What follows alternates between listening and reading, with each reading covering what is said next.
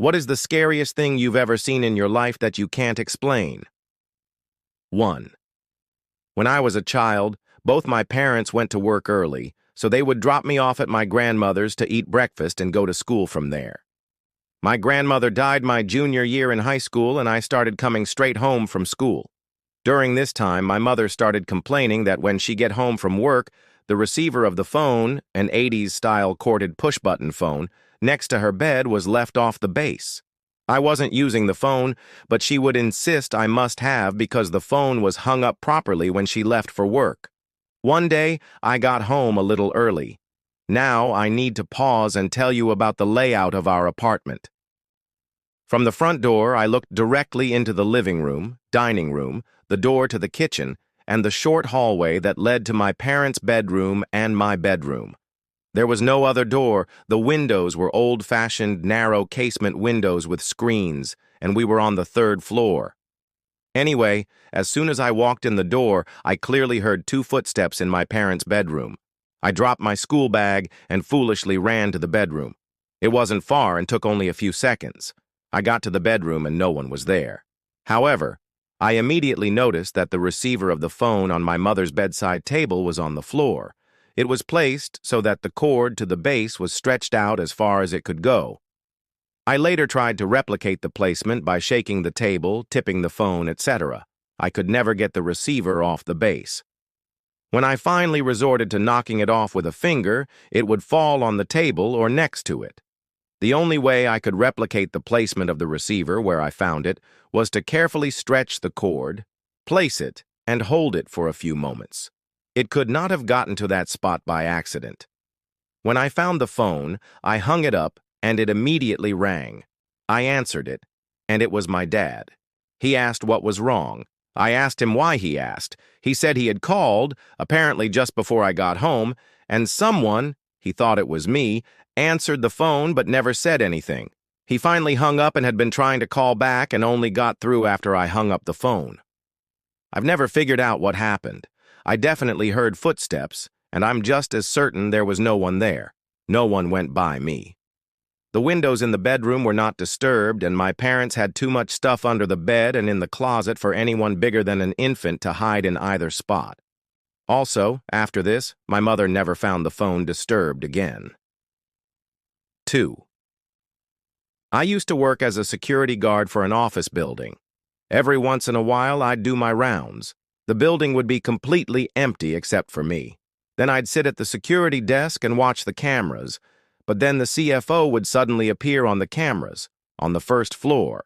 He would literally just appear in his office. Even after I had checked his office was empty, he'd walk around the 1st floor for a bit, go back to his office, and completely disappear again. I'd go round the 1st floor, but I'd never see him in person. I'd only ever see him on the cameras. Used to scare the shit out of me. I ended up recording the CCTV and showed the security supervisor it, which led to HR questioning him about sneaking into the office after dark. Turned out, behind some filing cabinets in his office, there was this little hatched door, which led to this vertical passageway with a ladder that was connected to the basement. Guy got divorced the month before and lost the house. He was living in that tiny passageway with a sleeping bag. 3. The basement in my dad's house is finished, except for the storage room, which is really dark and creepy, and is around the corner from the main room of the basement. There's an elliptical down there, and when standing on the elliptical, if you look over your shoulder, you can see half of the door to the storage room. I was working out on said elliptical, and I felt like someone was standing behind me, so I looked over my shoulder, and in that half doorway, a dark figure with light gray eyes was standing there looking at me. I was house-sitting, so I know there wasn't anyone else home. I slowly got off the elliptical and went into the bathroom to hide, then a while later decided to be bold and rush past the storage room and back upstairs. 4. I've shared this story on Reddit before, and I've been thinking about a lot lately. It's not exactly a scary thing I saw, but I still wonder about it all the time, so I'll copy and paste here. My best friend and I would always talk about crazy dreams we had. Never thought much of it until he told me about one where he got hit by a car and died. We were about 15 to 16 when he told me about the dream. We were into conspiracies, stuff like aliens, paranormal, lucid dreaming, so we'd talk about stuff like that a lot. And he died right before he would have turned 20. He said he was riding a skateboard, wearing all black when the car hit him, and could see everyone at his funeral. He even said his crush was at his funeral and laughed about it. He just kept going on about how it was so real, and it really shook me up until eventually I forgot about it. Then a few years later, after I'd long forgot about the dream he told me about, it happened for real. His crush was at his funeral, he did get hit by a car and die, he was wearing all black like in the dream, his work clothes, and he was riding my skateboard. It was all true. I still don't know what to make of it all. Every single detail I remember from his dream came true, and I'm sure there's parts of it he told me that I don't remember. I felt crazy. I didn't tell anyone about. I just don't know why or how he saw it happen in his dream, and think, what if he never told me about it? It just left me with so many questions, but I guess now I have proof at least to myself that our souls go on after we die. I just wish I knew why he experienced that dream and told me about it. Like there had to be some kind of reason. I just think about how I wouldn't believe this story if I hadn't experienced it for myself. Has anyone ever experienced anything similar? 5. I was on a cruise with a friend. We shared a cabin. Friend was a really loud snorer.